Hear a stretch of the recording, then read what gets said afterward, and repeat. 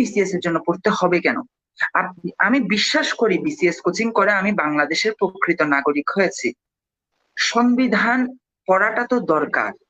আমি তো এর আগে জানতামই না যে বলা আছে যে সবাই চাকরি পরীক্ষা দিতে পারবে, এরকম একটা ইম্পর্টেন্ট কথা বলা আছে। আমি জানতাম না বাংলাদেশের 4টা মূলনীতি আছে, আমি কোনোদিন জানার চেষ্টাও করিনি, আমার প্রয়োজনও করেনি, আমি চেষ্টাও করিনি। আমি যখন দেখলাম যে আমাদের সংবিধানে 4টা মূলনীতি, তার মধ্যে একটা হচ্ছে গণতন্ত্র, আরেকটা হচ্ছে অর্থনৈতিক মুক্তির নামে সমাজতন্ত্র, আমি থতমত খেয়েছি।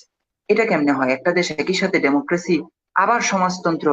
আমি এটা বুঝার জন্য আহ, আমাদের যে কোচিং ছিল সে কোচিং এ মানে একজন ল ব্যাকগ্রাউন্ডের স্যার ক্লাস নিতেন, আমি ওনার সাথে আলাপ করেছি আলাদা করে, স্যার এটা কেমনে সম্ভব।